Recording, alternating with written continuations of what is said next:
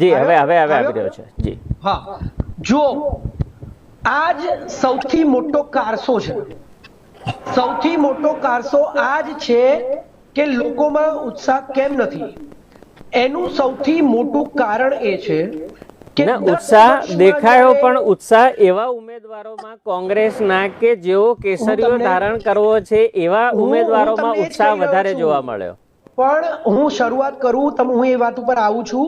આ જ કારસો છે, આ જ સૌથી મોટો કારસો છે કે ઇલેક્શનને 2 મહિના સુધી લાંબુ કરી દીધું છે.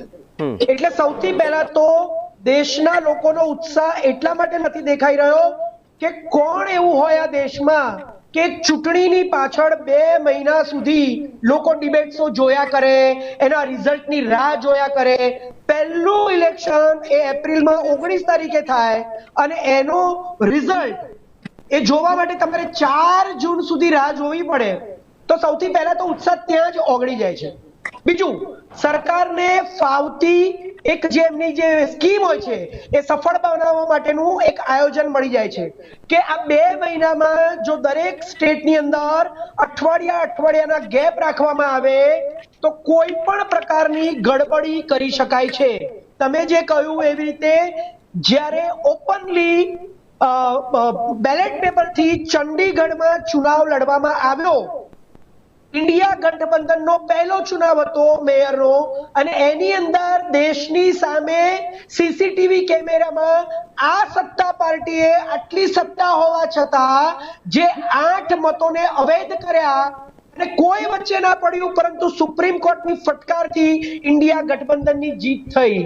એવી રીતે સુરતની અંદર પણ નિલેશ કુંભાણી કોંગ્રેસના ઉમેદવારને ડરાવી ધમકાવીને પહેલેથી પ્લાન કરીને કોંગ્રેસની ઇજ્જત કાઢવા માટે એને પોતાના પક્ષમાં લઈ લીધો કે લેવાના છે. એવી જ રીતે સેમ ટુ સેમ બીજો કિસ્સો મધ્યપ્રદેશની અંદર અજય બમ નામના કોંગ્રેસના બીજા ઉમેદવાર અને બહુજન સમાજવાદીના પાર્ટીના ઉમેદવારને પણ એવી રીતે એક લેડી ઉમેદવાર છે, એમને તોડવામાં આવ્યા છે.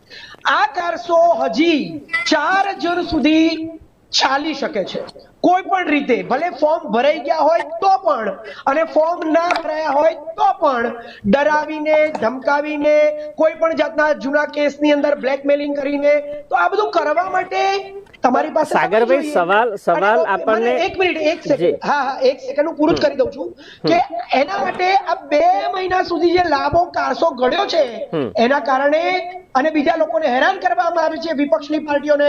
તમે જુઓ કે તમામને મુખ્યમંત્રીઓને, ચાલુ મુખ્યમંત્રીઓને જેલમાં નાખી દેવામાં આવ્યા છે ને એમની પત્નીઓને પ્રચાર કરવા જવું પડે છે. ત્યારે લોકોનો ઉત્સાહ એ ઓગળી જાય, લોકોમાં ઉત્સાહ ના દેખાય, નેતાઓમાં પણ ના દેખાય, ઉમેદવારોમાં પણ ના દેખાય અને પબ્લિકમાં પણ ના દેખાય, એ આ ચોખ્ખી સાબિતી છે. ઉમેદવારોની પસંદગી થયા પહેલા પણ દિગ્ગજ નેતાઓ ગુજરાતના ચૂંટણી લડવાની સ્પષ્ટ ના પાડી ચૂક્યા. એક તો મારે એ કારણ જાણવું છે સાગરભાઈ આપની પાસેથી. બીજી વસ્તુ, જે લોકો જે ઉમેદવારોના નામ જાહેર કર્યા છે, અમદાવાદ પૂર્વની વાત કરી લઈએ કે પછી દિનેશ કુંભાણીની વાત કરી લઈએ, જાહેરાત થયા પછી પણ ક્યાંક કોંગ્રેસમાં કચાશ, કારણ કે ઉમેદવાર નક્કી કરવામાં કોંગ્રેસની ઢીલી નીતિ, કચાશ કહી લો કે પછી ક્યાંક કોંગ્રેસની નિષ્ફળતા. જો આ વખતે તો એવો માહોલ છે કે 2014માં 26 માંથી 26 સીટ કદાચ ભાજપને મળી હતી ને 2019માં પણ મળી હતી, પરંતુ આ વખતે તો એવા ઉમેદવાર ઉભા રાખ્યા છે કે તમે જુઓ કે 26 માંથી 10 સીટ્સ ઉપર કોંગ્રેસ જીતતી દેખાય છે. એટલે તમે જે કહી રહ્યા છો કે કોંગ્રેસે કાચા ઉમેદવારો ઉભા રાખ્યા છે, એ તો સંપૂર્ણપણે એ પ્રશ્ન નાબૂદ થઈ જાય છે.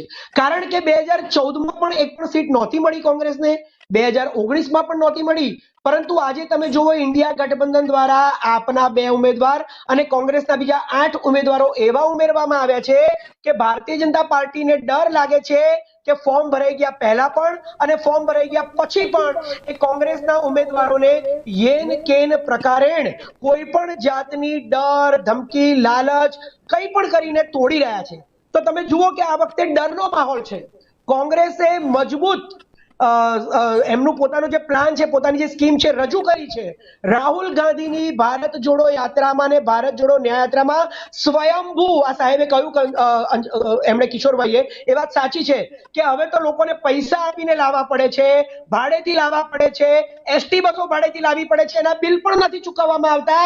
આંગણવાડીની બહેનો, આશા વર્કર બહેનો, શિક્ષકો, વિદ્યાર્થીઓ, કોલેજના વિદ્યાર્થીઓ, સિલ્વર ઓક યુનિવર્સિટીમાં વિરોધ થયો હતો, કોલેજના વિદ્યાર્થીઓને જબરજસ્તી લાવવામાં આવે છે. તમે વિચારો કે ડર શેનો છે, માનવી જ પડશે. ભાજપના નેતાઓને ગામડાઓમાં પ્રચાર કરવા માટે જવા દેવામાં નથી આવતા અને એમને ડર છે, એટલા માટે કોંગ્રેસના નેતાઓને તોડવામાં આવી રહ્યા છે. એના માટેનું જે